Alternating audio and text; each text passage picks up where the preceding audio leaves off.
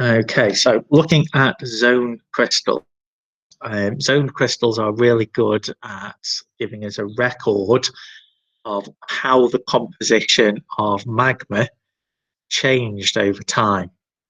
Now, particularly if we have plagioclase crystals or plagioclase feldspar crystals, they're very good at retaining that record of the melt composition. Now, again, to show that, looking at our solid solution series diagram as well as our zoned crystal. We've got 100% anorthite at this end, and then obviously this would be 100% albite at this end. So let's take a composition that's, let's say, 75% anorthite and 25% albite. Doesn't actually matter on the exact figures.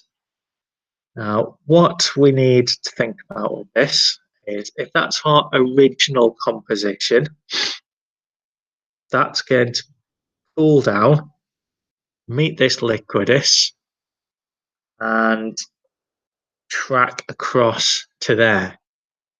And that will give us our first formed crystal, which could be something like 90% anorthite.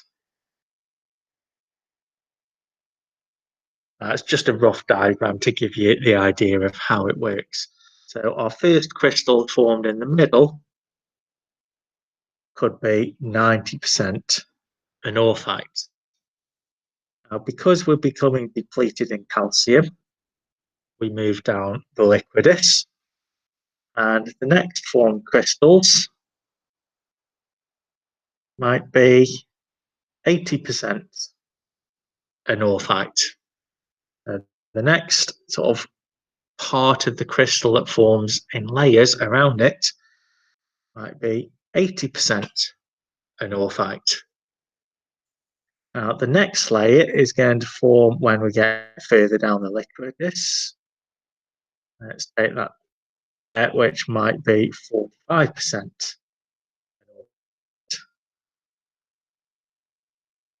And as you can see, as we get further out in the layers of crystals, we're getting new layers formed, but each layer is depleted in calcium. And obviously the final layers that form are going to be much richer in sodium, like this one here.